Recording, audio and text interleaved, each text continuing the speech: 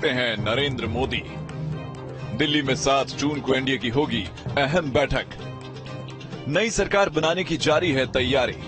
प्रधानमंत्री नरेंद्र मोदी के साथ एनडीए नेताओं की ये तस्वीरें गवाह हैं कि नई सरकार के गठन को लेकर गठबंधन में कितनी गर्मजोशी है। नेताओं की खिलखिलाती हुई ये तस्वीर देश की सियासत के ऐतिहासिक पल की गवाह है, जिसके सबसे बड़े सूत्रधार खुद प्रधानमंत्री मोदी हैं। 2014 में प्रचंड जीत के बाद देश की सियासत में जिस मोदी युग की शुरुआत हुई थी, वो सियासी अनुभवों के साथ 10 साल में और परिपक्व हो चुकी है। लोकसभा चुनाव के नतीजे सामने आने के बाद अब एनडीए गठबंधन नए दौर में प्रवेश कर चुका है। देश की जनता ने बीजेपी के नेतृत्व वाले गठबंधन को फिर से सत्ता में बिठाया है। इस नई सरकार के स्वरूप पर चर्चा के लिए बुधवार को पीएम आवास पर एनडीए नेताओं की बैठक हुई, जिसमें सर्वसम्मति से पीएम मोदी को गठबंधन दल का नेता चुन लिया गया। साथ ही घटक दलों ने अपना अपना समर्थन पत्र भी सौंप दिया। घंटे भर चली बैठक के बाद बिहार के सीएम नीतीश कुमार ने बयान दिया कि जल्द से जल्द सरकार बननी चाहिए।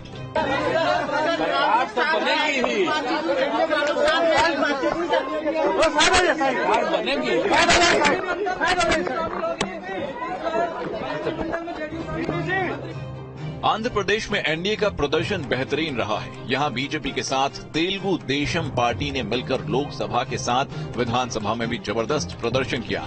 एनडीए की बैठक में शामिल होने दिल्ली पहुंचे टीडीपी के अध्यक्ष चंद्रबाबू नायडू ने बयान दिया कि हमने साथ मिलकर चुनाव लड़ा था और नतीजा सामने आने के बाद खुले दिल से एनडीए के साथ खड़े हैं। How can we contest elections if you are not a part of NDA? Three parties combined we collected. Why you got that doubt? I don't know. Sir, how was the meeting? How was the meeting, sir? Good. Delhi में 7 जून को पहले BJP नेताओं की बैठक होने वाली है। उसके ठीक बाद एनडीए के घटक दलों की बैठक होगी, जिसके बाद तीसरी बार नरेंद्र मोदी के प्रधानमंत्री के शपथ लेने का रास्ता साफ हो जाएगा। सूत्रों के मुताबिक 8 जून को तीसरी बार नरेंद्र मोदी प्रधानमंत्री की शपथ ले सकते हैं। जहां एनडीए गठबंधन नई सरकार के गठन में लगा है, तो विपक्षी खेमा निराश हताश है। इंडिया गठबंधन के नेताओं को उम्मीद थी कि चुनाव नतीजों के बाद एनडीए कुनबा बिखर जाएगा और सत्ता इंडिया गठबंधन के करीब पहुंच जाएगी, लेकिन ऐसा हुआ नहीं। लिहाजा उसे अब सही वक्त की तलाश है। नीतीश जी की राजनीति से वाकिफ हूँ, चंद्रबाबू जी की राजनीति से वाकिफ हूँ। वो व्यक्ति केंद्रित विमर्श, आत्ममुग्ध नेतृत्व को या तो दुरुस्त कर देंगे या उसके साथ सहज नहीं होंगे। अब आप मेरी बात का जो मतलब निकाल सकें निकाल लें। बीजेपी और एनडीए नेताओं के खिलखिलाते चेहरे देखकर इंडिया गठबंधन के नेताओं का दिल जल रहा है। वहीं नेताओं की पॉजिटिव बॉडी लैंग्वेज और जोश से लबरेज कार्यकर्ता गवाही दे रहे हैं कि पीएम नरेंद्र मोदी के नेतृत्व में एनडीए गठबंधन देश के सियासत में इतिहास रचने के करीब है। Team news date. दिल्ली में फिर से मोदी सरकार बनने वाली है, तो वहीं इंडिया गठबंधन ने सरकार बनाने को लेकर अपने पत्ते नहीं खोले हैं। चुनावी लड़ाई तो वो हारी ही है, सरकार बनाने की रेस से भी वो फिलहाल बाहर हो गई है।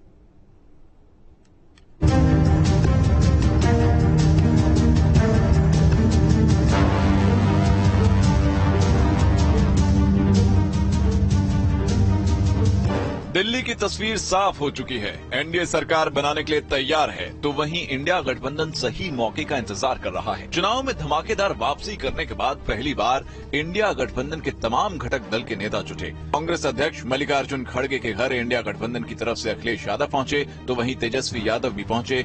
शरद पवार और सुप्रिया सुले भी पहुंची, तो वहीं स्टालिन और संजय राउत भी पहुंचे। राहुल, प्रियंका और सोनिया गांधी ने सभी नेताओं को बुके देकर सम्मानित किया। बंद कमरे में सरकार बनाने और बिगाड़ने को लेकर चर्चा हुई और जब मीटिंग खत्म हुई तब मल्लिकार्जुन खड़गे ने इंडिया गठबंधन का एजेंडा सामने रखा। This is a mandate in defence of the constitution of India and against price rise, unemployment and chronic capitalism and also to save democracy. The India bloc will continue to fight against the fascist rule of the BJP led by Modi. अपने बयान से खड़गे ने यह साफ कर दिया कि इंडिया गठबंधन फिलहाल सरकार बनाने की जल्दबाजी नहीं करेगा। उन्होंने साफ कहा कि हम सही वक्त पर सही फैसला लेंगे। सरकार बनी नहीं, लेकिन प्रधानमंत्री को लेकर इंडिया गठबंधन में अभी से सिर्फ उटव्वल शुरू हो चुका है। खड़गे के घर के बाहर अखिलेश के समर्थकों ने अपने नेता को पीएम बनाने को लेकर नारेबाजी की। सरकार बनाने को लेकर इंडिया गठबंधन पत्ते नहीं खोल रहा है, तो वहीं इंडिया गठबंधन के नेताओं की हसरत लगातार सामने आ रही है। तेजस्वी ने नीतीश कुमार को किंग मेकर बताकर उन पर डोरे डाले, तो वहीं सलमान खुर्शीद ने कहा जिसके पास नंबर होगा वही सरकार बनाएगा। ये हम लोगों की पुरानी मांग रही है, जिसका समर्थन नीतीश कुमार जी ने भी किया है, और एक अच्छा मौका है उनको किंग मेकर के रूप में अगर है तो कम से कम इतना तो होना चाहिए कि बिहार को विशेष राज्य का दर्जा दिलवाएं और पूरे देश में जाति जनगणना करवाएं। अगर हमारे पास नंबर्स हैं तो हमारे नंबर्स मानने चाहिए, अगर उनके पास नंबर्स हैं तो यकीनन उनके नंबर्स माने जाएंगे। अब नंबर सचमुच हैं कि नहीं हैं, ये आगे जब मामला खुलकर सामने आएगा तो आपको पता चल जाएगा। इंडिया गठबंधन की रणनीति साफ है, वेट एंड वॉच। यही वजह है कि उनके नेता सही वक्त के इंतजार में हैं। Team news state. देश ने जनादेश सुना दिया है। नरेंद्र मोदी तीसरी बार प्रधानमंत्री पद की शपथ लेने जा रहे हैं और शपथ ग्रहण समारोह 8 जून को हो सकता है। इसी के साथ मोदी सरकार लगातार 3 बार पीएम पद की शपथ लेने वाले दूसरे राजनेता बन जाएंगे। इससे पहले भारत के पहले प्रधानमंत्री जवाहरलाल नेहरू ऐसा कर चुके हैं। नेहरू 1947 से 1964 तक देश के प्रधानमंत्री रह चुके हैं और इसी के साथ शुरू हो गया है दोनों के बीच में तुलना का दौर। वैसे भी मोदी खुद कह चुके हैं कि उनका जन्म कुछ महान काम करने के उद्देश्य से हुआ है। तो एक तरफ है देश के पहले प्रधानमंत्री और महान शख्सियत जवाहरलाल नेहरू, तो दूसरी तरफ है सफलता के नए कीर्तिमान रचने वाले नरेंद्र मोदी। इन्हीं दोनों व्यक्तित्व पर आधारित हमारी ये रिपोर्ट देखिए।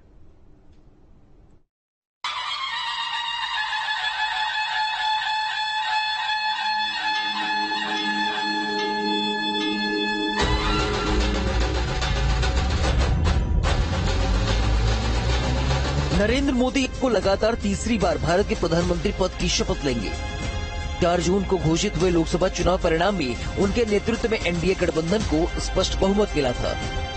हम भारतीय मिलकर चलेंगे, देश को आगे बढ़ाएंगे। तीसरे कार्यकाल में देश बड़े फैसलों का एक नया अध्याय लिखेगा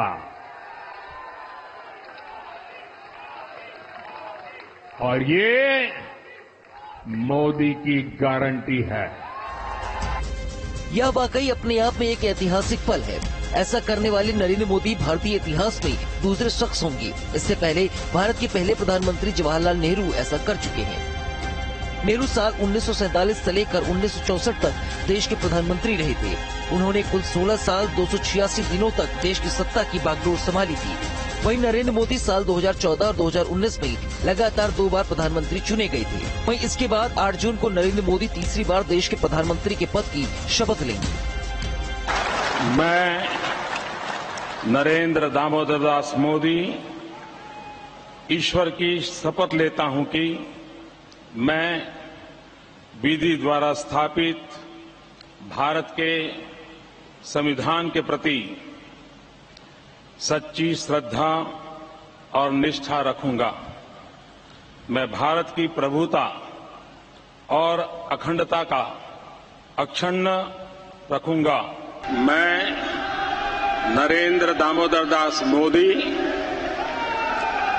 ईश्वर की शपथ लेता हूं कि मैं विधि द्वारा स्थापित भारत के संविधान के प्रति सच्ची श्रद्धा और निष्ठा रखूंगा। बीजेपी ने साल 2014 के चुनाव में मोदी की अगुवाई में 282, तो वहीं साल 2019 के चुनाव में 303 सीटें जीतकर अकेले के दम पर बहुमत हासिल किया था। लेकिन इस बार बीजेपी को महज 240 सीटों से ही संतोष करना पड़ा। अपने तीसरे कार्यकाल में नरेंद्र मोदी एक गठबंधन की सरकार के मुखिया होंगे। हालांकि इससे पहले भी 2014 और 2019 में भी बीजेपी गठबंधन के साथ सरकार में थी, लेकिन उसके पास स्पष्ट बहुमत था। हमने दुनिया की सबसे बड़ी जन कल्याणकारी योजनाएं चलाई। आजादी के 70 साल बाद 12 करोड़ लोगों को नल से जल मिला। आजादी के 70 साल बाद 4 करोड़ गरीबों को पक्के घर मिले। देश के 80 करोड़ जरूरतमंदों को मुफ्त राशन की सुविधा मिली। करोड़ों गरीबों को 5 लाख रुपए तक के मुफ्त इलाज की सुविधा मिली। राष्ट्र प्रथम की इसी भावना की वजह से जम्मू कश्मीर से 370 हटी। जीएसटी और आईबीसी जैसे रिफॉर्म हुए, बैंकिंग रिफॉर्म हुए। हमने राष्ट्रहित को हमेशा सबसे आगे रखा। आप याद करिए, कोरोना का इतना बड़ा संकट आया, हमने वही फैसला लिया जो देश हित में था, जनहित में था। हमने हर दबाव से अलग हटकर कदम उठाया और इसी का नतीजा है आज भारत दुनिया की सबसे तेजी से विकसित होती बड़ी इकोनॉमी है। राष्ट्र प्रथम की यही भावना भारत को आत्मनिर्भर बनाएगी। लेकिन जवाहरलाल नेहरू के साथ ऐसा नहीं था। नेहरू के 3 कार्यकालों में कांग्रेस के पास स्पष्ट बहुमत था। नेहरू जी जब प्रधानमंत्री बने थे उस समय देश तुरंत आजाद हुआ था और देश के समक्ष जो है बहुत सारी चुनौतियां थी। देश के उस समय हमारे पास अनाज नहीं था, तमाम चीजें हम विदेश पर निर्भर थे हर चीज के लिए। तो वो उस समय उन्होंने जो एक अपने विजन दिया और चीजों देश की पैदावार, अनाज की पैदावार बढ़ाना हो, देश को तकनीकी प्रगति की ओर ले जाना हो या देश को हर क्षेत्र में आत्मनिर्भर बनाने की दिशा में उन्होंने प्रयास उसी तर्ज पर मुझे लगता है कि मोदी जी जो अपने 2 कार्यकाल में उसी दिशा में आगे बढ़े हैं और उसी को अब ये तीसरे कार्यकाल में मुझे लगता है कि और तेजी से वो उसको आगे बढ़ाएंगे। और एक तरह से देखा जाए तो दोनों की सियासत का, दोनों के इस कामकाज का जो है राजनीति का, देश की राजनीति पे बहुत ही असर रहा है और दोनों का ही ये जो कदम है वो राजनीति को नई दिशा देने वाला है। साल 1951-52 में कांग्रेस के पास 364 सीटें थी। साल 1957 में कांग्रेस के पास 371 सीटें। साल 1962 में कांग्रेस के पास 361 सीटें थी। लेकिन वही बात प्रधानमंत्री नरेंद्र मोदी की करें तो साल 2014 में उन्हें 282 सीटें मिली थी। साल 2019 में 303 सीटें। साल 2024 के चुनावों में उन्हें 240 सीटों से ही संतोष करना पड़ा है।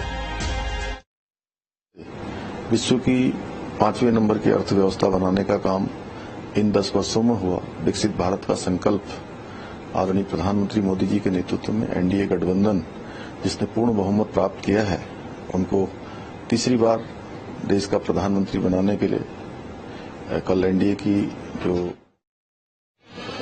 संसदीय जो एनडीए के सभी दलों के नेताओं की बैठक हुई, उसमें उनको नेता के रूप में उनको चयन हुआ है। मैं उनको भी बधाई भी देना चाहता हूं। शुभकामनाएं कि उनके नेतृत्व में देश और तेज गति से आगे बढ़ेगा और विकसित भारत का संकल्प मजबूत होगा।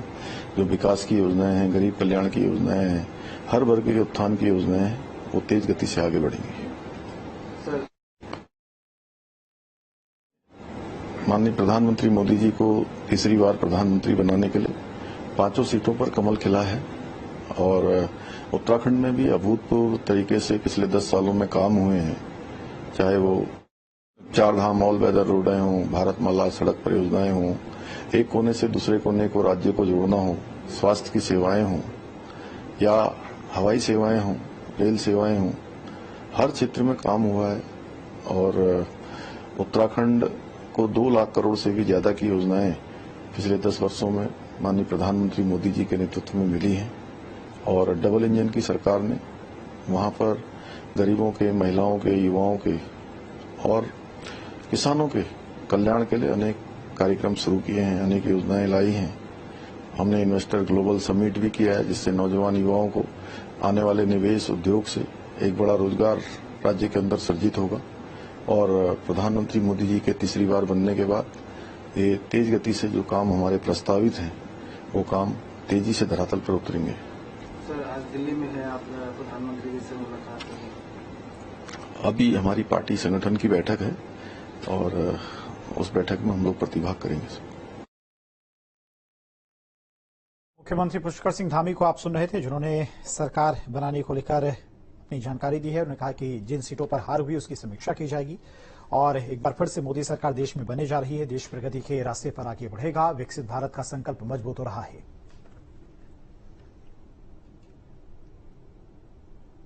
और इसी के साथ रुकते हैं पर एक बहुत छोटे से ब्रेक।